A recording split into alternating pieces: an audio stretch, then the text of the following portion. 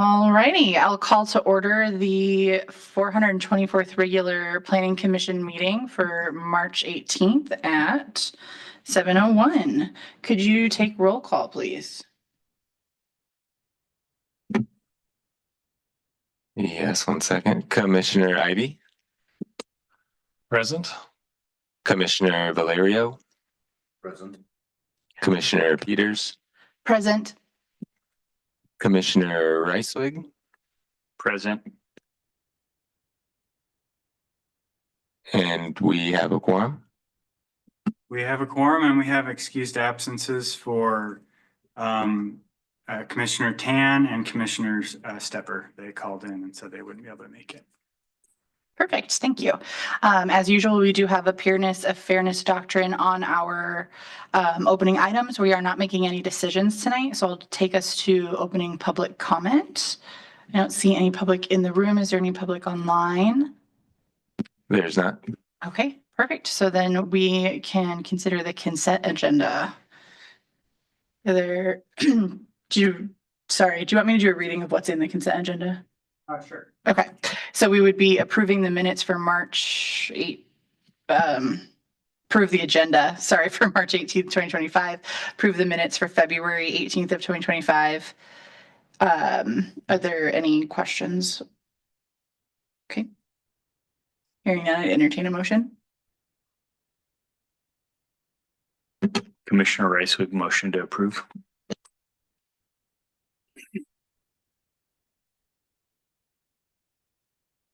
Eeny, meeny, miny, moe. Commissioner Ivy, second. Thank you. We have a first and a second. Is there any discussion? All those in favor of approving the consent agenda signify by saying aye. Aye. Aye. Any opposed, same sign. And that takes us to our regular agenda item of the comprehensive plan periodic updates. Thank you, Commissioner. So we have been working with the county on the land capacity analysis methodology the last several months, and also the population allocation. Since we last met, I think we've come to a pretty close finalization of what will be taken to the county commissioners for ratification. And then we'll have a final document basically that we can then run and do our land capacity analysis on. We met last month and kind of gave you a little crash course into that. And what's attached to the agenda tonight is a memo from the county kind of outlining we settled on a 73,000 population allocation for the 2046 plan period. And then there's that HAP tool, the method C that the county's filled out. We have the opportunity to comment on this final draft, which is due March 25th, which is this Friday. And then on the 28th, the county is planning on March 28th. They're distributing that for the final docket to the Board of County Commissioners. And then tentatively, April 8th, the county commissioners would adopt the final methodology and the population targets. Justin Bearlocker with JUB Engineers is on with us, and he has a PowerPoint presentation that he's going to go through that kind of break down the spreadsheet that's in there, kind of high level breakdown of the spreadsheet for the land capacity analysis and population allocation. And so with that, I'll turn it over to Justin. If you guys have any questions, feel free to interrupt as we go through. We want this to be collaborative. And so Justin, you there? Can you hear us? Yes, I can. Awesome. I couldn't hear you at first, and so that's why I had to log out and try to log back in a different way. So do you have a copy of the PowerPoint, or do you want me to go ahead and share my screen?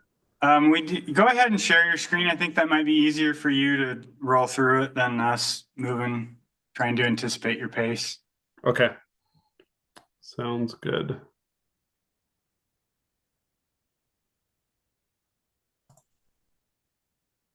Let me get it opened up here.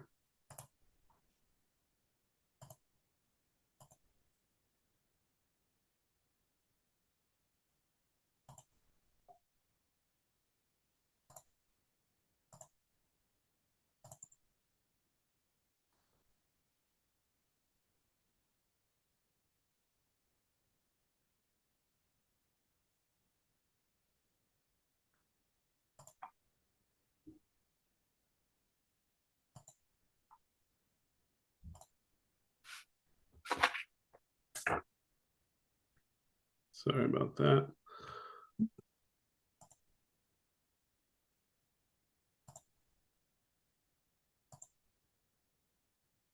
Okay, can you see that now? No, yep, Okay, it's there we popping go. up now. Okay. Yeah, so as John mentioned, tonight we're going to go through the proposed land capacity analysis that the county is proposing. We've met with the county, I think 3 or 4 different times, both the county planning staff, the city of College Place staff, city of Walla Walla, and Waitsburg as well as all of their consultants to discuss the land capacity methodology, what we had before, what some new guidelines from the state are, and then what the jurisdictions wanted to use going forward for this plan cycle. So I'm just going to go through what the process is from here on that we're going to use to go through the land capacity analysis. After we get final approval, we'll get started on this. I've done some preliminary analysis that I'll show at the end of this presentation, but it's pretty high level at this point. Kind of show you some of the things that that are discussed throughout the methodology of issues that can come up and throughout the process. So, and as John said, please let me know if you have any questions along the way. We talked about land capacity analysis a little bit in the last month's meeting, but basically we have 5 different sections and how the county is proposing it. I believe in your handout it has the spreadsheet, or you were emailed the spreadsheet with this methodology, and we're going to summarize it today, but there's a lot more detail in that spreadsheet if you want to get into the nuts and bolts of everything. But they've broken it down into 5 different categories. One is define the study area in the data set that's going to be used for analysis.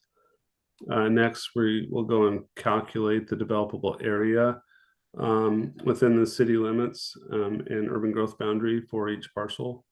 Identify which parcels are developable. Then look at the land capacity analysis for different parcel types. Then determine your net developable area that you have within your current city limit boundary. And then looking at your growth calculations and employment calculations, identify what your total capacity is for growth within your existing city limits. And then from that, you'll determine what amount of land is needed for future growth.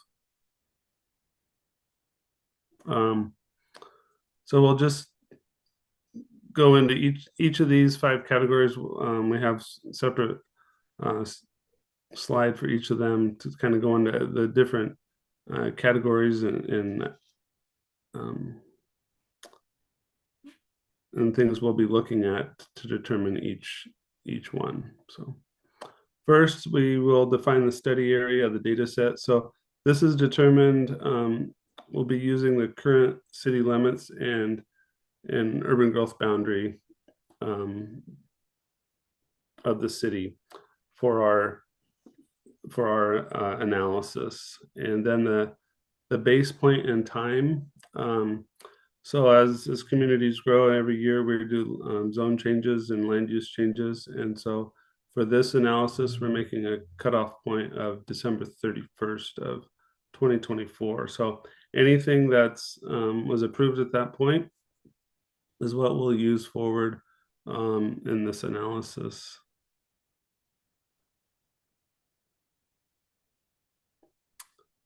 And that's the first box. The second stage is then to calculate the developable area. What we'll be using is parcel data from the county. And this parcel data has a lot of information in it, from valuation, improvement value of a property, zoning designations, lot sizes, parcel legal descriptions, ownership. We'll be using a lot of that information that's within the assessor data to help make some informed decisions about which parcels should be in or shouldn't be out. The next stage will be looking at pipeline development, and pipeline development is kind of defined as any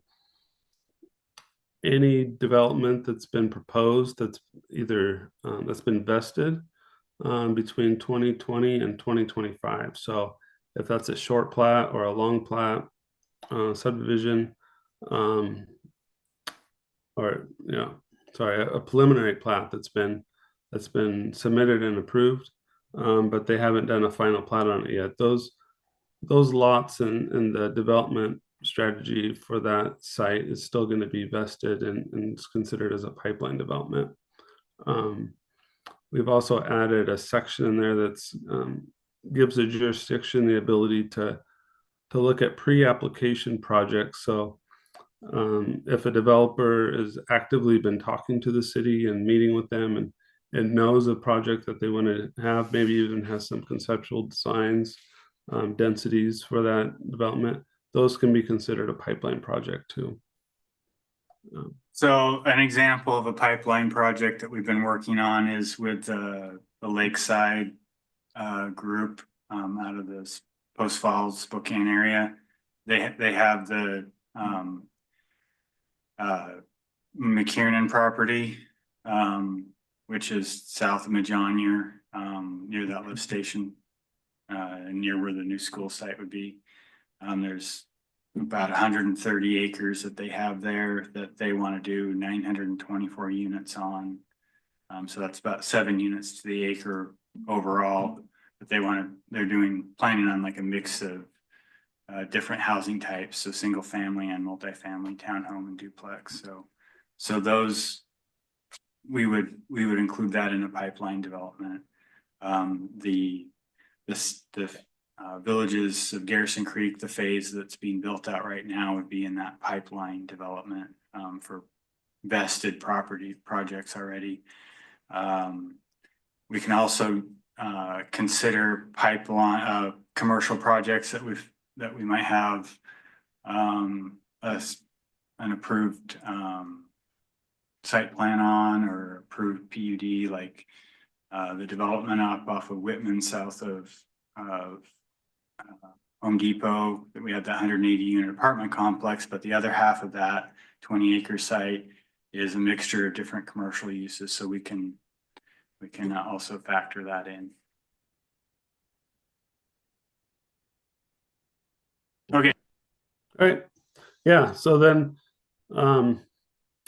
next we would look at any easements or any other encumbrances on properties that would not be developable, and so those areas and parcels would be not necessarily the whole parcel, but specific the areas of the easements would be removed from that parcel as far as being developable. Let's see. Sorry. After that, we would look at publicly owned land and tax exempt properties, and those would be considered as a non-developable parcel as well. So that would include parks, schools. The university property would also fall into that category, as well as the likelihood of development of those parcels are low. Any other type of maintenance or city-owned property would be removed, or if the state or utility company had property as well, those could be removed from the analysis. Then there's a section in there that allows you to look at other lands that could be removed.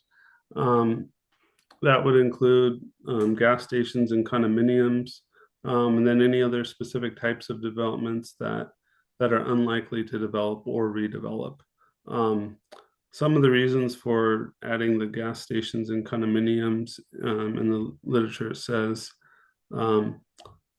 and we'll get into it a little later, but the value of those units is typically not as high as the land, especially at a gas station. The land value is sometimes it's higher than what the structure value is, and so, but the redevelopment potential is pretty low. The next item that is looked at for removal is critical areas. So any steep slope, wetland, floodway areas, those would be removed from a parcel. And it would just be the specific area of the critical area that encumbers the parcel that would be removed from analysis. Question about that last part. Yeah. About the term floodway. How do you define that? Like what severity of flood are we looking at here? These would be items, and John, you can clarify this, but what's identified in your critical areas ordinance, as far as floodway. I don't know if the Walla Walla has a specific floodway designated, or a college place, I'm sorry. We have some, most of ours are in either a 500 or an area C, which is not mapped or impacted by floodway. So there's very, very small area that we might have a really tiny area that's in 100-year, but it's, so the 500-year you can usually build in, it's 100-year that is usually removed. But we would follow what the critical areas ordinance has identified and mapped for those.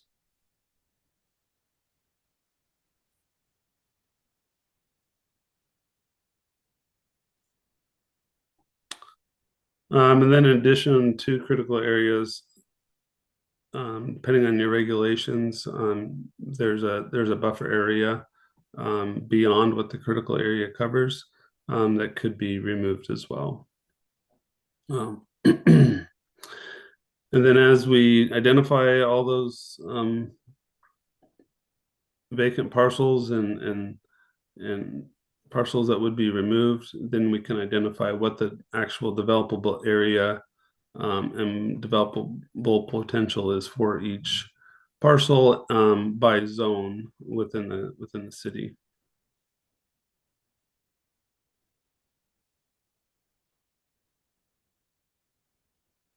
So that would complete this step, and the next step is to go through and identify whether a parcel is considered vacant, partially used, underutilized, or is fully developed.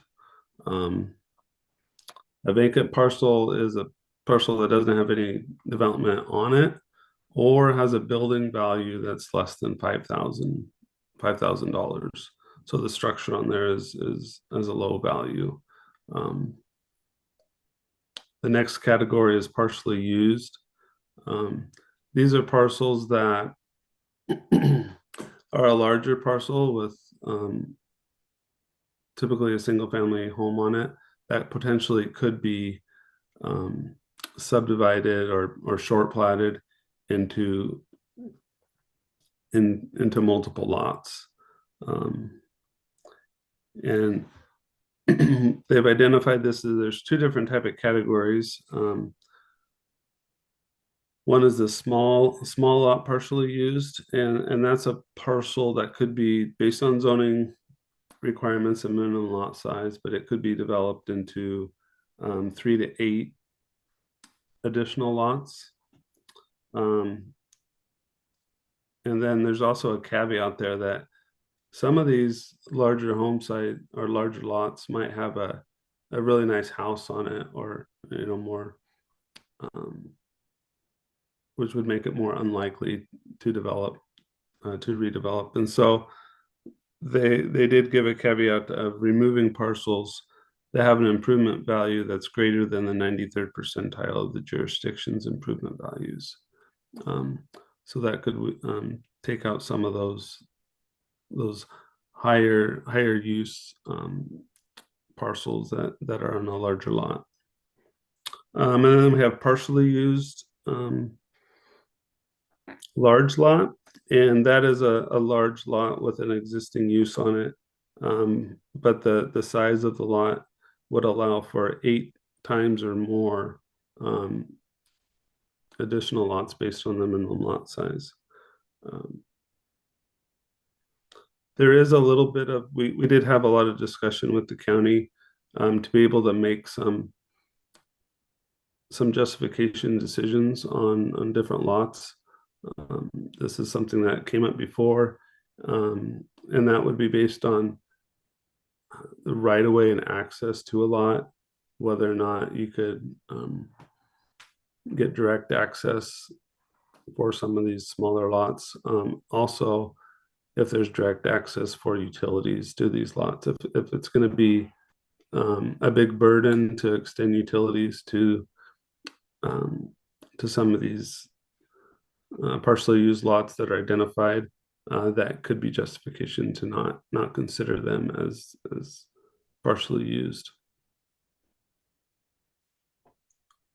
I have a quick question on this process. It may be just for my own education, but what level of engagement, if any, happens with this determination process with people who own the property? Or is it just being done purely off of like, this is the size and this is the building that we see present? Because I think there's probably a difference between size allowing for development to happen and owner willingness to do so. Right. Do you want to take that, or you want me to, John? Why don't you give us a go at it, and I'll chime in as needed. Typically, the process doesn't include the landowners at this point. As we'll go further into the presentation, there is some allowances for knowing that some property owners don't want to develop, and so there's some there's a graduated percentage that we take out for non-developable parcels, and as well as like considered a market factor, knowing that not all of the parcels in the community are going to be developed in the future.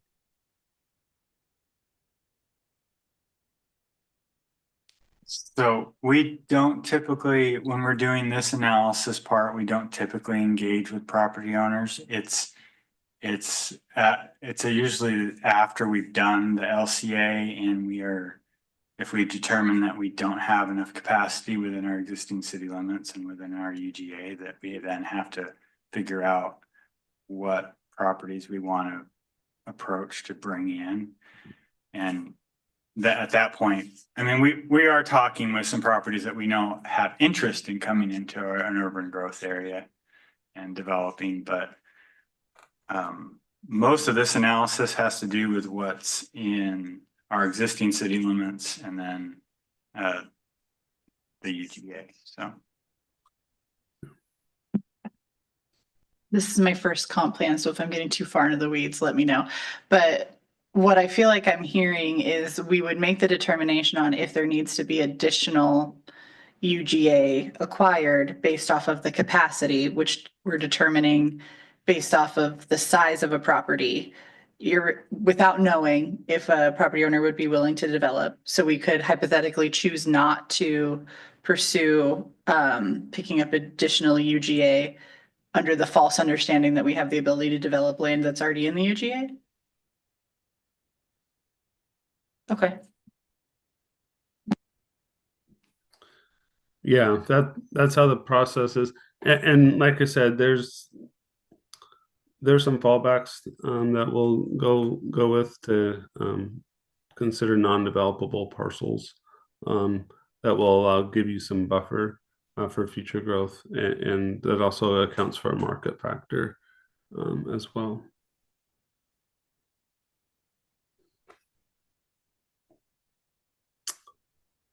In the bottom left, we have underutilized that are looked at. Those are typically more of a industrial or a commercial type zone that might have a single family home on it, or just a structure that's less intense use than that's allowed under the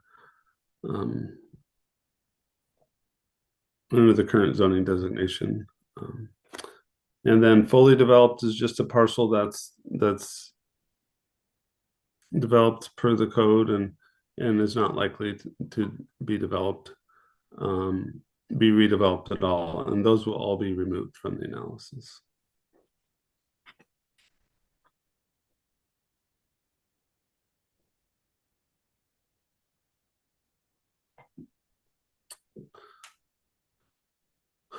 So this is where we get into the deductions that we were mentioning before of taking out, as we identify all the developable area, then let's look at, taking out some deductions for parcels that likely won't be developed or has any other issue with it. So a vacant parcel, we would consider that 15% of those would not be developed.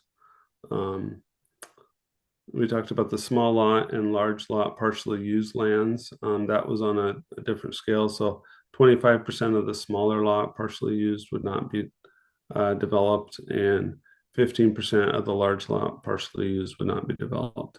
And those would just come straight off the top for those designated lands. Then we have underutilized parcels. Would say 25% of those would not develop. And then of the raw land,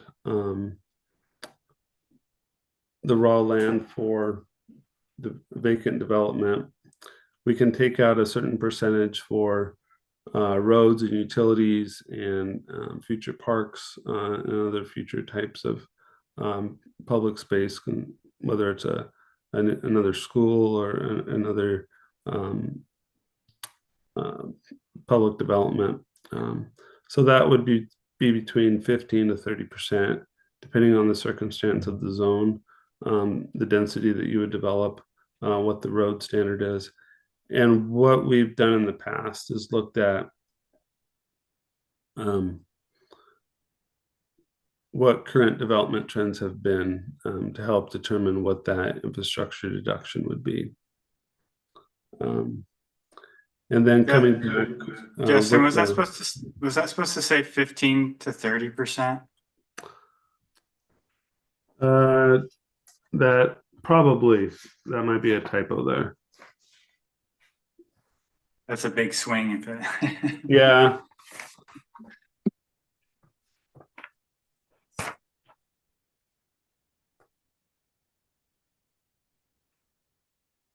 That would be a deduction for like what's necessary for road right of way. Right. They do have 15 or 5 to 30, but we need to clarify. That's one thing we should probably clarify. Yeah, I wonder if it's supposed to be like 25 to 30, because even 15 seems way low for infrastructure deductions. Yeah. 25 to 30 is usually more typical number. So would a stormwater swale be included in infrastructure deduction? Yes. Okay. Yeah, any public non-developable portion of a development would be part of that infrastructure deduction. Clarification also, parks, how would they fit in there? If they were required as part of a development, is that considered infrastructure? Yes.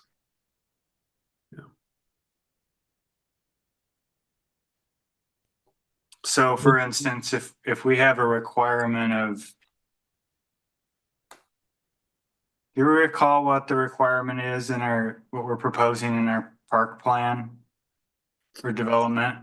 A contribution towards parks and open space? I do not. I want to say we use our current development standards say like 1,000 square feet per dwelling unit needs to be dedicated as a open space. So like yeah. So, I think the development of the lakeside development, I think they were looking at, I think it was going to need to be around 20 acres of parkland developed based on the number of dwelling units that they were proposing. So that's significant. Mhm.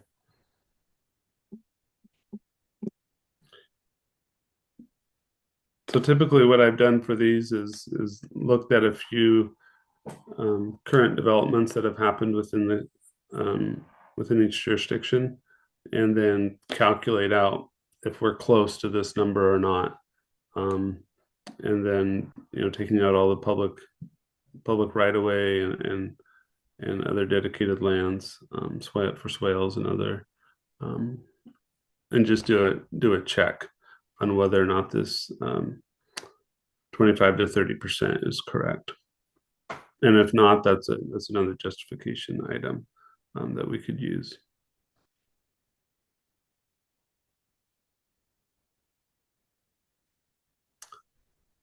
Then the last item here is the buffer dedication.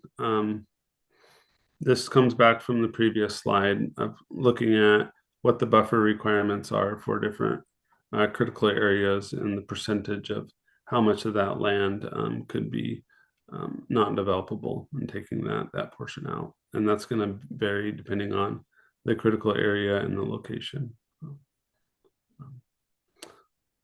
So then as a result, we will get our net developable area, which is the total developable area that we start with, and taking out the deductions and market factor.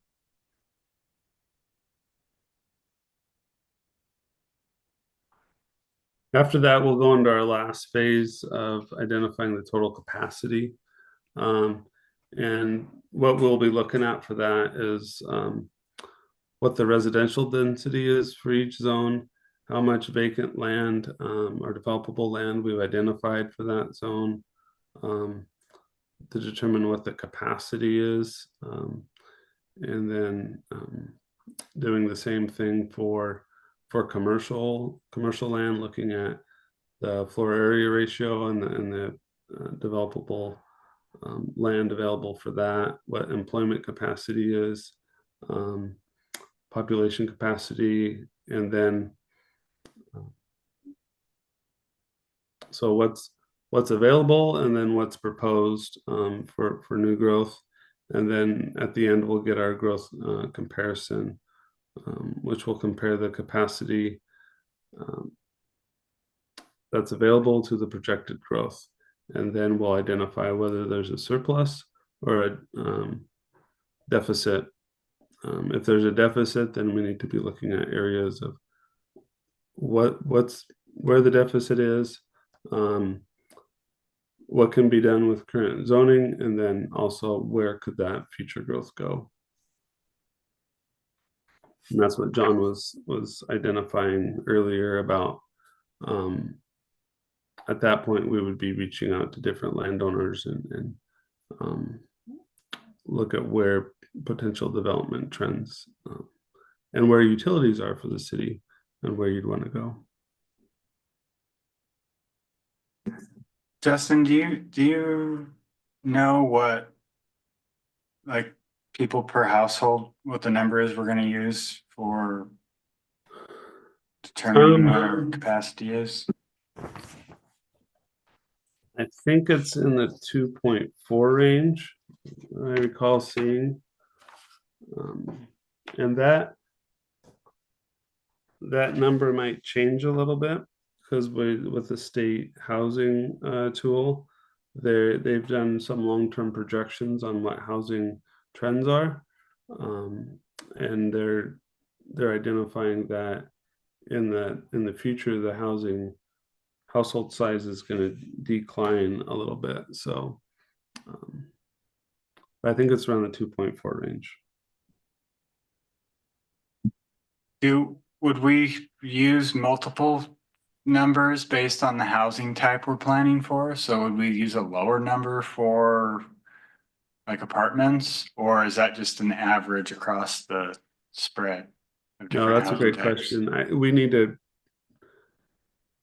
That's something we need to clarify with the planning team. Okay, Yeah, that's a good point of identifying different housings or population size per household for both single family and multifamily. And then whether we're using current trend or future trend. what is ACS? That's the American Community Survey. Oh, right. So that's similar to the census. It's just done more often, and typically, looks more at the housing and the people per Yeah, if house. I remember right, the regional housing study utilized the ACS pretty heavily. Mhm. Seems like it's a more robust look at actual, real stuff. Yeah. And as you mentioned, we'll be looking at that housing study as well as we get into this analysis. A couple other studies that John and I discussed today is the Martin Airfield study as far as the economic analysis in that, what employment growth anticipates, and then also the SED study that the city is doing. We'll be utilizing some of the information from that to look at the future growth patterns and needs for commercial development and industrial development. So those two studies that Justin just referenced, our ed tech committee is kind of overseeing those projects, and one is the Martin Airfield study, and it's looking at what the capacity is at the Martin Airfield property for commercial light industrial activity out at that property. And then the SEDS, I can't remember what the acronym is for that, but it's a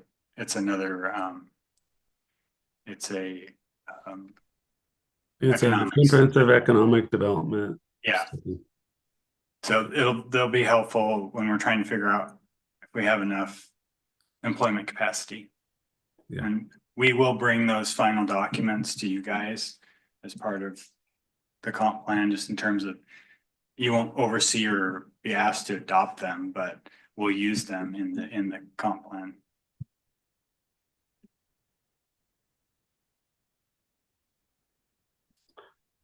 So this is the completion of the land capacity analysis portion. Does anybody have any other questions before we proceed?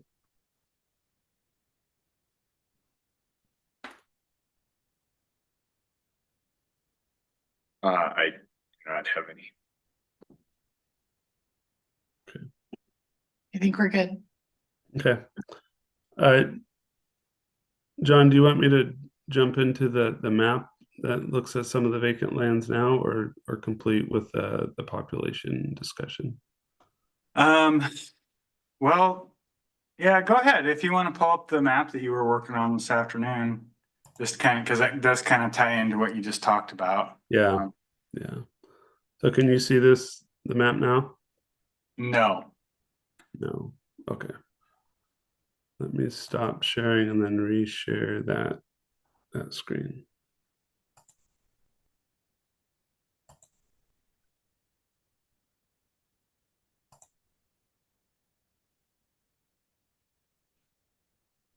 How about now? Yes. Okay. Justin, can you zoom in now so it's a little bigger if possible? Yeah. Yeah. Can you get any bigger on your screen?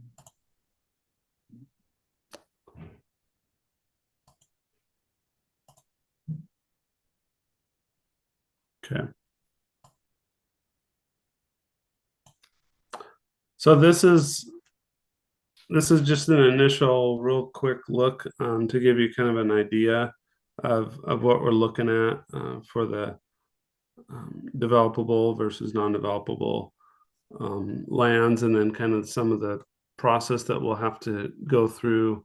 John and I and our team will have to go through to take out lands that are inadvertently selected or identified, and then narrow it down to what's actually developable. So through here, I have several different categories that I put created. So the red is the land that's less than $5,000, has a improvement value of less than $5,000. And you can see through here, there's a lot of different right-of-ways through here, some open space, I think, through this through the parks here that we'll need to go through and take out. But there are some other properties over in here that we'll have to look at and evaluate and make sure that those are accurate. The black is identified as the current vacant parcels. So those are scattered throughout a little bit. There are a few different right-of-ways that did show up in here that we'll have to consider and take out, especially right down here by Walmart is showing up, and this right-of-way here. So we'll go through and clean those up and make notes and identify those. The other colors are roads that were considered, they were labeled as vacant, but we knew that it was a road or a right-of-way, so classified that. Other items that were labeled as vacant is public land, and went ahead and classified those now. So here's part of the school, and this is the lift station for the city. A few parks here that were considered classified as vacant, but we'll take those out because they're public use lands. And then also the university is this purple color here. So if we take those, the road, public, and university out, then we kind of get down to this core area. So really the two areas that have some vacancy is over here on the east side by my road. And then as we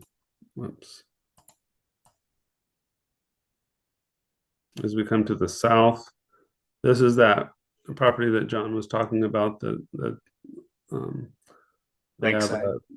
lakeside development area.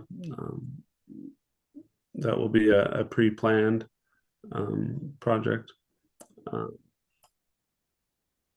And then as we come up here to Martin Airfield, this is some residential that's being considered for future development as well.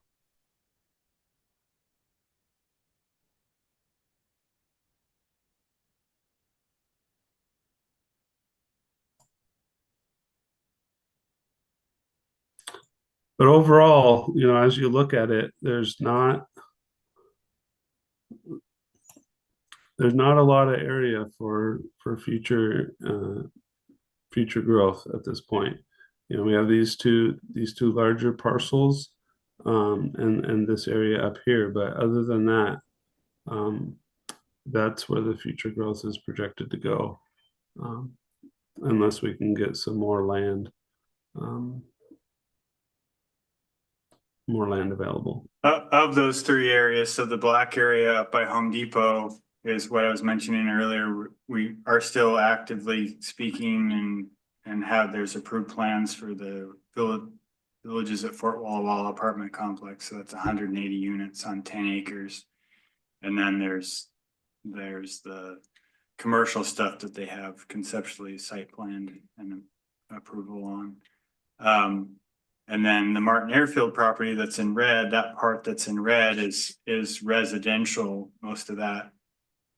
And the way the LCA is written, we can consider pre-application meetings in the pipeline projects. So we have actually had pre-application meetings with Farron, the company that owns that land. And so we have an idea of what kind of densities they're looking at for residential in there. And we have a draft development agreement that they submitted and we've commented on. So we don't have an application, but we have pre-application type of conversations that we think we can include in the pipeline, which would allow those big pieces for us to pull those out of the analysis so that, you know, we have less and less stuff that we're showing, you know, within our as capacity for future build out. So that's good. That'll work in our favor to have discussions about, you know, other UGA urban growth area properties that we might want to bring in. Okay, I just want to clarify what I think I heard there. So the pipeline properties will add a lot of housing capacity, like the Lakeside project. I think you said 900 units to something people per house, so a couple thousand people added there, and we expect like 4,000 people added to the city to 2046 or something. Roughly. So it seems like the Lakeside project would take care of maybe half of that, but we want to find space for 4,000 people somewhere else. So the pipeline projects are not counted towards the growth targets. Did my understanding correctly? That's the way we're understanding it, and Justin, correct me if I'm wrong, but that's the way I'm understanding it. Yeah, that's the way I was understanding it too. I did read some language a little later today that we might have to incorporate some of that back in as we look at it, but we need to get more clarification on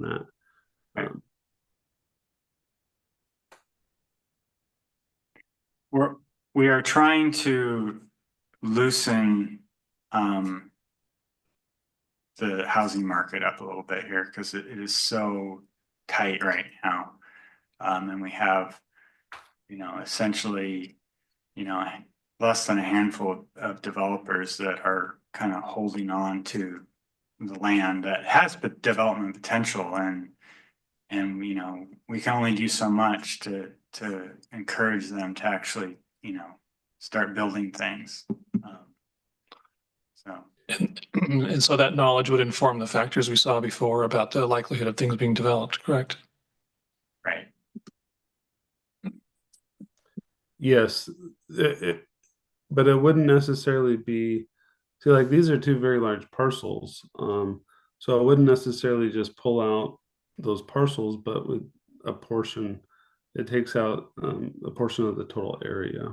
So, but that's something that we need to consider as we move forward, that a lot of your developable land is tied into two landowners. And you're kind of dependent on that at this point. So it's almost all or nothing if you don't have very many decisions at play. Yeah.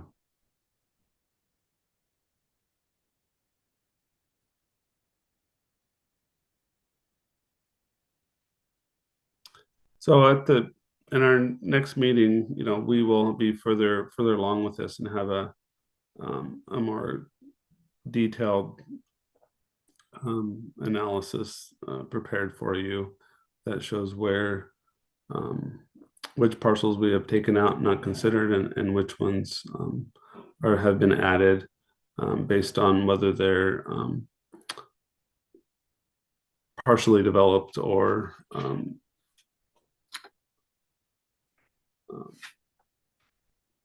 underutilized. So those parcels might be added in here at some point, but for the most part, this is the vacant parcels that the city has right now.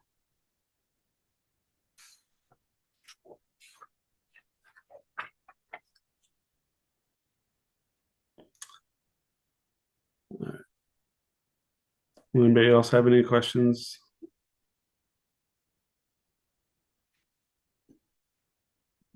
I think we're good. Okay, I'm going to stop sharing again and then go back to the PowerPoint that I had.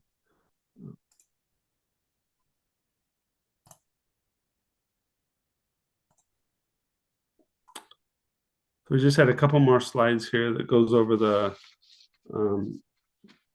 population, proposed population growth rate, and then the housing assumptions that are being proposed. At the last meeting, I had shown some of these population numbers, and we had asked the county to go back and review them again. So between the year 2020 and 2025, the population rate declined. And so when they included that in their analysis, they had a lower future population rate. And we asked them to go back and look at from census population estimates from 2010 and 2020. And even if you went back to 2000 to 2020, the growth rate was pretty close to the same between that time period and the 2010 to 2020. And so the population rate per year that we identified was 0.647. And if you grow that out for the next 20 years, based on today's population estimate, we're looking at a future population of the county of 73,112. The previous estimate was, I think it was in the 71,000 range. So this helped increase the population, our assumed population for the county, which also then will fall into increased housing need and for each jurisdiction. So from that 73,112 projected population, we looked at how that's going to be distributed through each jurisdiction within the county. So the state gives the counties a leeway. They'll in identifying what the population projection is going to be, and then also how it's distributed. The previous analysis methodology for this was to take your percent share that each city has of the county population today, and then just apply that to the future population growth. We recognize that that College Place has historically been growing at a faster rate than the county and the city of Walla Walla and the other cities within the county. So we requested that they look at the future percent share and look at the current growth rate of each community and adjust the percent share for that future growth. So as we did this, we got the future growth for College Places being 13,320 with a 18.21% of the total county share, to where in the past it was closer to the 17% share. So we boosted that a little bit. So this is the number that we'll be using for the future population.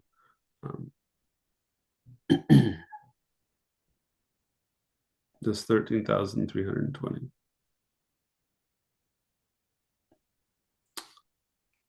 And as we discussed in the last meeting, the state has come up with this new Housing for All planning tool that's being required for us to use for identifying how many types of housing units need to be not in addition to the future population growth, but also identify housing units by type that we need to address. So in the past, we would typically just use what your future population rate is, divide that by household size, and determine how many units that you needed. This tool takes another step forward, is another check of these are also the types of housing types and units that need to be accounted for. So in this tool, we put in the total population rate of or population amount of 7,112. That goes in up here. This portion of the spreadsheet identifies the existing total housing supply is 24,580, and then the future needs will need an additional 4,299 throughout the county. And then in this chart is where we identify which what percentage of those housing is going to be within each jurisdiction. And what has been done is they've put in from this previous slide, the percent share here that's identified has gone in for the city portions here. And then the county portion has been divided up into the Burbank area, and then also portions of the UGA that are unincorporated got an additional amount, as well as an overall amount that goes to the county as a whole. So we are still looking at these numbers that are in tan to see if they are compatible. It seems the amount that the county is getting seems high. So we just want to do a cross check on that to see if it's correct. The way this tool works too is, since the county doesn't have the infrastructure to handle high intense development such as apartments and multiplexes, most of all the future growth will go into single family type home developments. And then the multiplex and apartment units would be then pushed to the local jurisdictions that have the utilities and infrastructure to handle that type of development.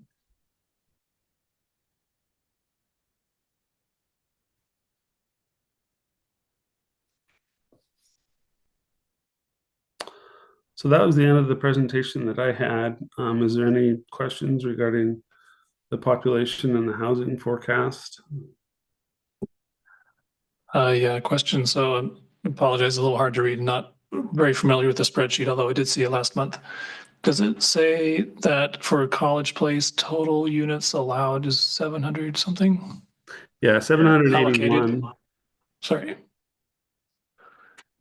Total units allocated 761. Those are housing units? Correct. Yeah. Okay. From 2020 to 2046, 761. And we have a project. Okay. So that's, well, yeah, 781 plus another 85 from in the current UGA that they've allocated as well.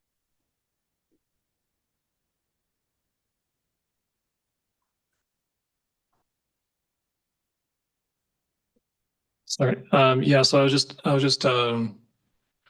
yeah, so we have a pipeline project with 900 units. That seems like it's going to help a lot.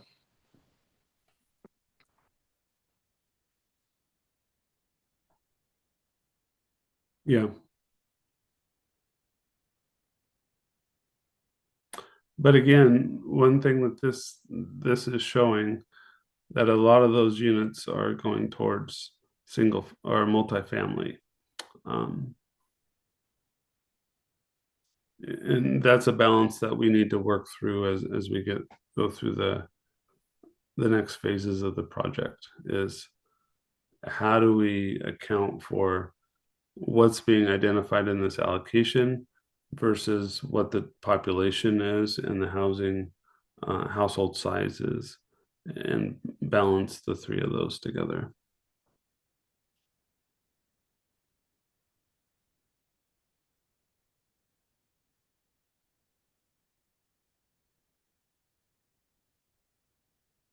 Am I misunderstanding?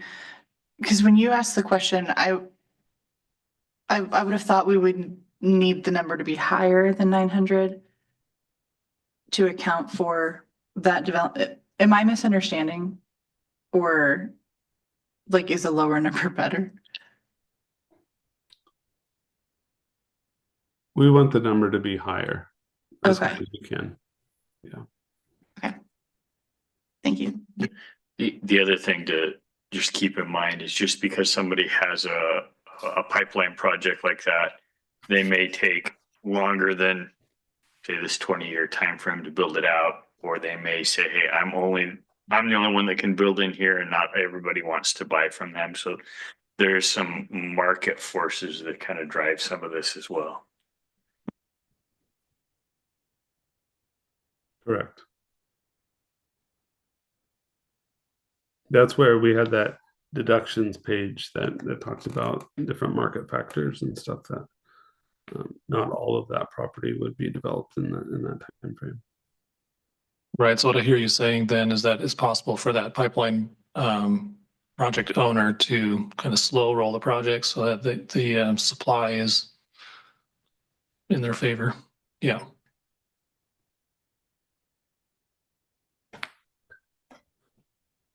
And this gets reviewed. I think the new timeline now is every 10 years for an update like this. But the city can go through and review if the city starts developing, really fast. That'll provide some justification to go through and update this as well. I think this is another for my education question, but what are the impacts of these numbers? So like if we say the final accepted number was the 781, is that a limit? Or is it just, this is what we were anticipating, but we can go beyond that in that planning horizon if they magically chose not to slow roll a project? You would have to make sure you had at least that much within your future growth areas for these specific housing types. Okay, And then, It's the question, can we build more than that? yes. Yes, we can't if we have the capacity, yes, we can build more than that. The question is can we, can we make a developer build a certain housing type? No, we can't. So we're trying to, like provide enough zoning for these all different housing types, so multifamily for the 0 to 30%. And most actually everything up until you get, I think, into the 80 to 100 is considered, multifamily of some sort. But even then, we can provide all the sort of zoning to make the land available for certain different housing types. But unless we change our development standards that say, you have to, if you want to build in this multifamily zone, it has to be this, you have to meet a minimum density and increase that to greater than what it is right now. Thank you. But at this point, John, your zoning code doesn't have a minimum density requirement. Yeah, that's correct. Does Yeah. not. So even if you had a zone property for a multiplex or higher density development, they could still do a single family home development on it, based on what the market rate and market needs are in the area. So the main purpose of this table here is to make sure that there's enough variety of housing types available, or the potential is there for them to be developed if the need was there.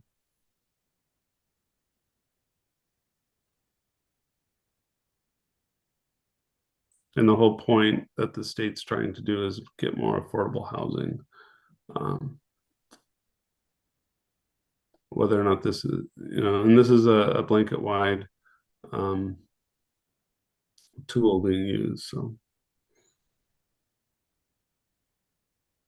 Correct me if I'm wrong, but kind of to address what she said earlier, the goal and what John said, the goal is to have a higher number of needed that then allows us to look at annexing other parts into urban, from the urban growth area into the city to be able to develop those down the road, correct?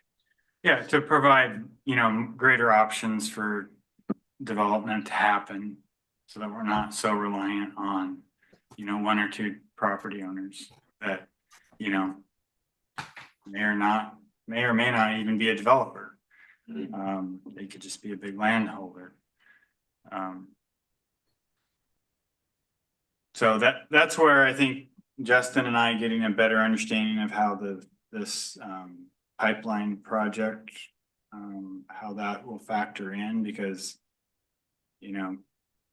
having to plan for 900 units, if obviously that is not going to be very challenging if we have a developer that's working on doing just that, and we don't know what their build out time frame is. So you want to still have some other developers that are working simultaneously, because it could take 20 years to build out 900 units, or they might do it in 10, which would be great as long as we can put people in those houses, right? Those units. So yeah, I'm curious to talk with you more, Justin, about how the pipeline projects are going to work out. And yes, will work in our favor. Well, and also another, and I'm not sure how long everybody's lived in the valley, but you can look at we have one development in the city of town that's been planned out, but it's been 30 plus years since I think they first broke ground in it. So even though it's there, market forces, builder desires, all that take time. So there may be that possibility in the pipeline, but it doesn't come to fruition for a very long time.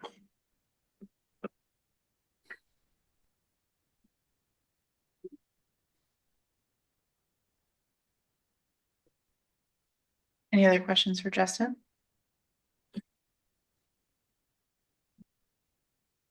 Okay. I think that's our only item on the agenda. Do we have a motion to conclude?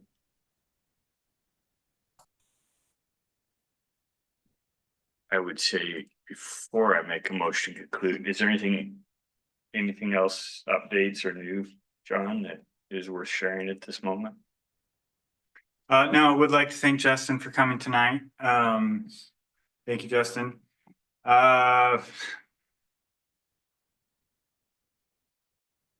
Lions park is coming along, if you guys are interested in that project.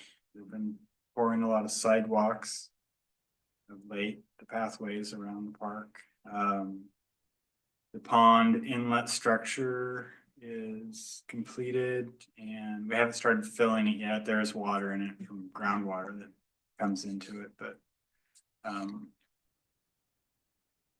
the buildings are mostly, they're doing finishing touches on those and start installing fixtures on the inside. The splash pad has not been started yet, but that's in the works. The picnic shelter is up out of the ground and has a roof over it. You can see it from Larch. So it's starting to shape up. We're doing quite a few cottonwood tree removals is going on right now. Yeah. And then we are also going to do a canopy thinning of the existing trees as part of the park project. So coming along, it will be open for farmers market. That's kind of gonna be kind of our kickoff, but we'll have a grand opening ceremony too. That'll be separate from that, but development wise, we issued 4 building permits is it 4 or 3 in the villages of Garrison Creek for the Mill Creek homes. We have 7 that are approved, but they've only picked up 4. They haven't broke ground yet. I imagine maybe in the next couple of weeks they'll put the foundations in. So that's exciting. Yeah, I think that's all. Unless there's any specific questions you might have on related to any development activities around town, I can probably answer them.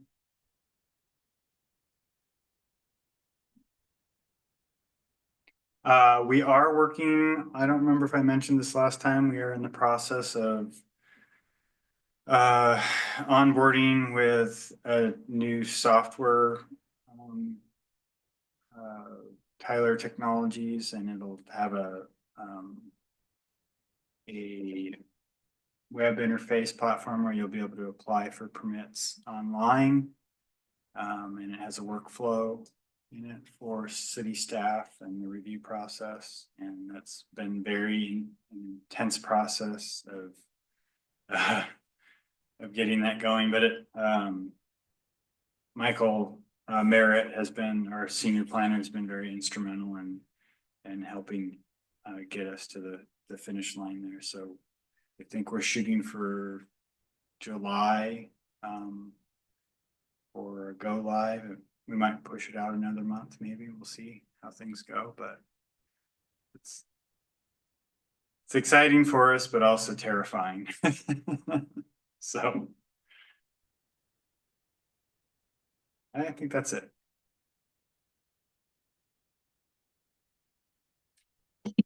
Commissioner Racewig is happy to provide a motion to adjourn the meeting if there's nothing further. Thank you. Do we have a second? Commissioner Ivy seconds the motion. All those in favor of concluding the meeting, please signify by saying aye. Aye. Aye. Any opposed, same sign. Meeting is concluded at 8:14.